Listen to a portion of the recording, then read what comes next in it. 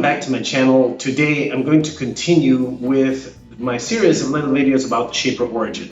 Today, the Shaper marker tapes.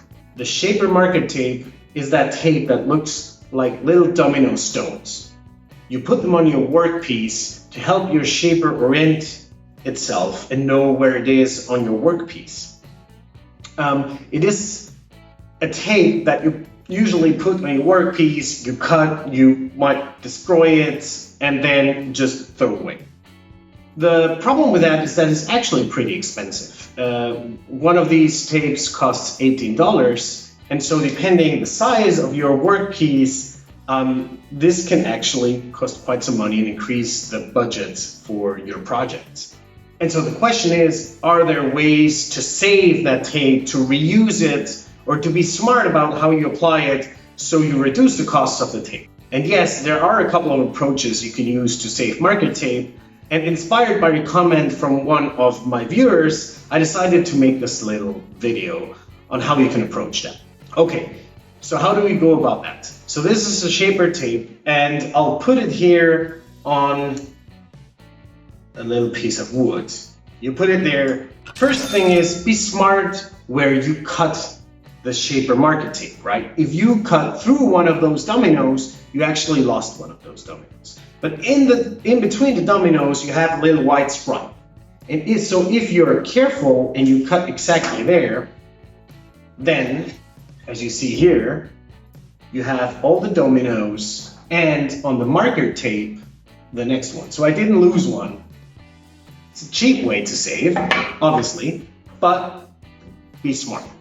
Let's say you cut your shape, whatever you wanted to cut. And after cutting it, you have some tape left. So some of the tape will be destroyed because you ran over it with a router bit and it's useless. But some of the tape might be left over. Let's assume this tape is left over. Then, if you were smart and you cleansed your workpiece before putting the tape on it, so you removed all the dust with some mineral spirit, you made sure there's as little dust as possible on that one, and that's what I did with this one, you can just remove the tape pretty easily because the adhesive of the tape's actually not that strong. So you take it away. Where do you put it now? What I do is I use one of those plastic portfolios that you use for normal paper, and I just put it inside. Because the plastic is usually pretty clean if you use a clean portfolio. And you put it in there, and because it has 2 layers, it will keep that inside. So that way, I keep it stored away until I need it again. And if you followed some of my videos, the tape projects, I give them a name. And so I put some stripes of domino tape on it, and then I engrave the name. And then typically I take that tape and put it in one of those portfolios and store it away. If you have very long stripes of tape and that doesn't fit here, you can just cut them and put them inside, or you can make sure to get a larger plastic. That's also no problem. And then afterwards, you go to the next project, and I'll do that here. You see, I can just take that again. So that is the same one. I'll put it on the piece of wood, and you see, it sticks. So that way I can reuse the tape, I would say 1 to 2 to 3 times, because with time, some dust particles will start sticking on your marker tape, and the adhesive will get worse and worse. And after a while, what will happen is what happens on this one here. You see, if I open this portfolio here, you see this one here is not sticking. Why is that? Because it has a lot of dust. I don't know if you can see it in the camera. It has a lot of dust on it. And so if I put that one on my piece of wood, it doesn't stick well. Now it's kind of like demo effect, it sticks, but I wouldn't trust this one here, because if it removes a little bit, then it will start peeling off like that, you see, and you don't want that to happen while you're cutting something. That's going to be a mess. So what can you do in these cases? I'll show you. Usually when the tape is at the end of its of its life because it's peeling off, the adhesive is bad. What you can do is you can give it one last shot of life by using some cheap packaging tape. Transparent, make sure it doesn't reflect lights too much, and you can put it on that tape, stick it there, and just cut it up. Make sure that it's as flat as possible, as you see here. And that way you're using the adhesive of the packaging tape to make sure the tape sticks on your workpiece. Now, why is that a good idea? Because a packaging tape like this one costs about $2 and is roughly the length of the Shaper market tape, possibly a little bit longer. So this is about 45 meters, and depending what tape you buy, it's between 50 and 60 meters long, so much cheaper than the market tape, and that way you can give it one last shot, because after doing this, I would not recommend you to reuse that tape again. You can obviously remove it again, and you could try then to take that and put it again on the plastic portfolio and then reusing it again. The thing with this is that I found this to be pretty fiddly, and like sometimes the packaging tape sticks to each other and then it gets all messy.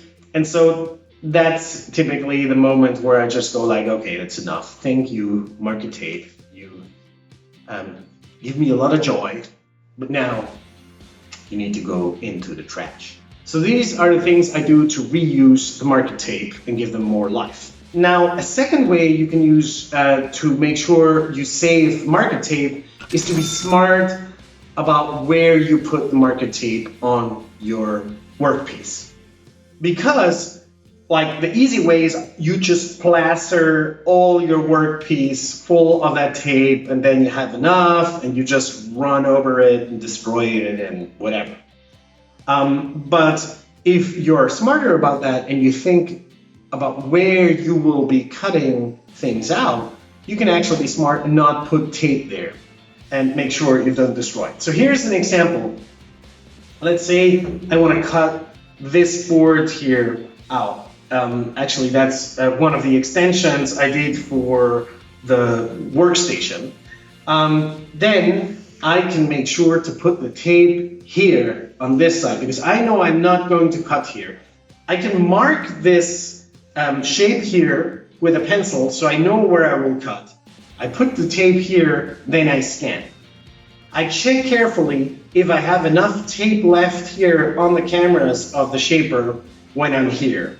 And in case I don't have enough tape left, which in this case was actually the case, so when the Shaper was here, didn't really see enough tape, I put a couple of stripes on the piece I'm cutting out, but not on the line that I'm cutting inside, right? And then I cut everything. And after I cut all that out, I will have a lot of tape left here that is intact, and the tape on the piece I cut out is intact too. And that way, I can then take that tape and put it on the plastic portfolio and reuse it another time. So, and you can do that pretty much in everything, right? You can, because you know which shape you're going to cut, so you can measure, you know the size, right? You can be smart and take some time, obviously, to figure out where you will cut and then put the tape there and proceed with cutting.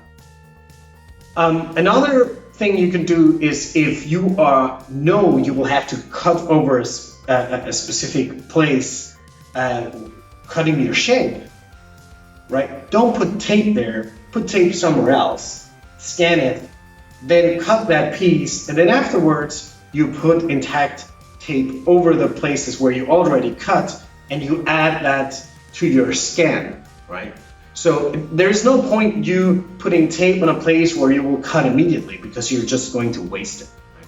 So these are the kind of things that you need to, it needs a little bit of experience in the beginning. If you're just learning with the Shaper, don't be too stingy with the tape, because it's actually a pain when you run into troubles. So in the beginning, maybe you want to be a little bit more wasteful and figure out how things go, but through time you can experiment with being a little bit more stingy, reusing the tape, be smart when you put it, and then just use the ways I showed to you to save some of your tape. So that's it. These are the ways I know on how to save tape. If you know more, you experimented other things, I'm really curious to learn. Just leave it on the comments, and I'm happy to explore. I'll leave some links in the description for packaging tape that I think makes sense in case you need to buy one. But if you have at home, just use what you have and figure out if it works. I hope you find this little video helpful. If you did, please thumbs up and please subscribe to my channel, and I'll see you around.